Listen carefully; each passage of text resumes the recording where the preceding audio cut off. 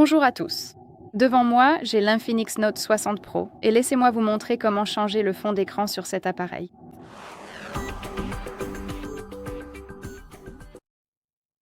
Sur cet appareil, nous avons beaucoup d'options parmi lesquelles choisir, beaucoup de fonds d'écran, différentes options, etc.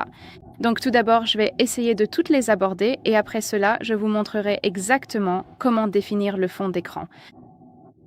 Commençons donc par ouvrir les paramètres et ici nous devons faire défiler et trouver fond d'écran et personnalisation.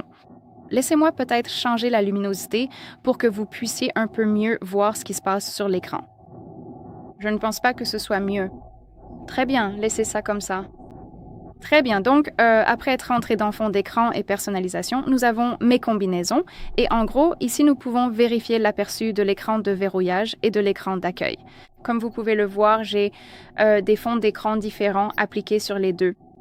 Donc ce que nous pouvons faire ici, c'est en fait appuyer sur modifier et votre appareil va ouvrir encore une fois l'aperçu de votre fond d'écran.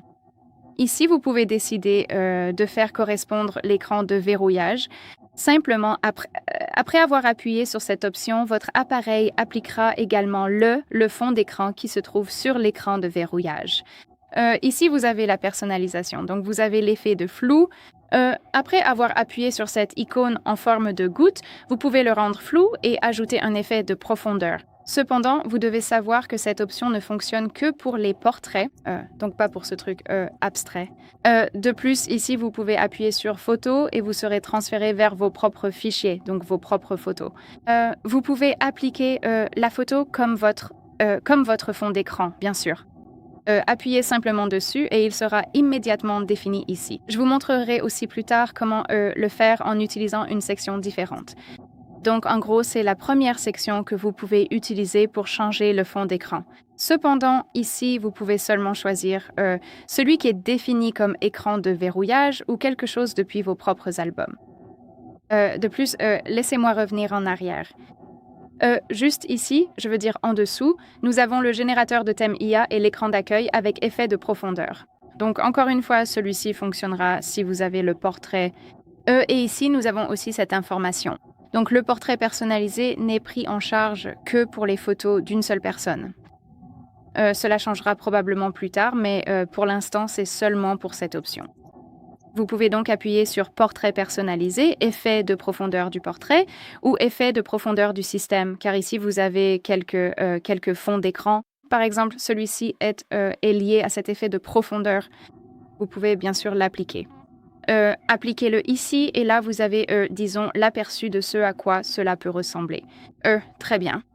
Ici, nous avons aussi le générateur de thème IA. Donc, si vous le souhaitez, vous pouvez en fait créer votre propre fond d'écran. Vous pouvez écrire ce que vous aimeriez générer.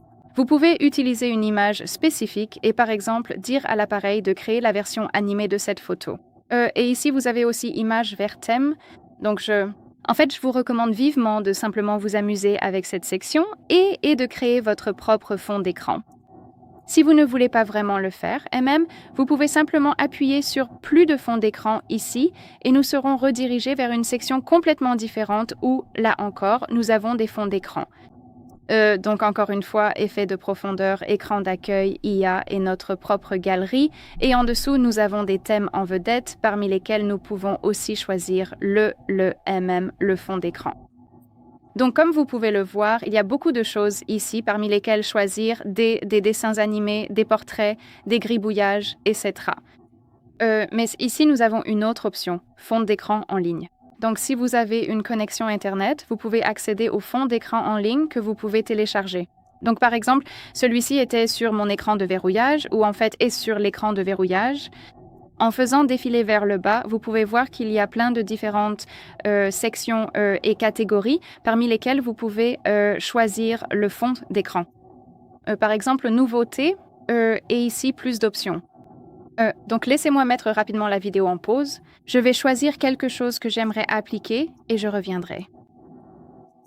Très bien, j'ai trouvé la photo que je souhaite utiliser, donc tout ce qu'il nous reste à faire, c'est d'appuyer dessus. Maintenant, nous devons appuyer sur Télécharger et là, votre appareil vous demandera immédiatement où vous souhaitez appliquer le fond d'écran. Écran d'accueil, écran de verrouillage ou les deux. Je vais choisir les deux options, donc laissez-moi appuyer dessus. Et comme vous pouvez le voir, le fond d'écran a été appliqué avec succès. Bien sûr, vous pouvez revenir à cette section de prévisualisation et vous pouvez par exemple appliquer l'effet de flou dessus, etc. Très bien, c'est tout pour moi. Merci beaucoup d'avoir regardé. N'hésitez pas à cliquer sur le bouton s'abonner et à laisser un pouce bleu.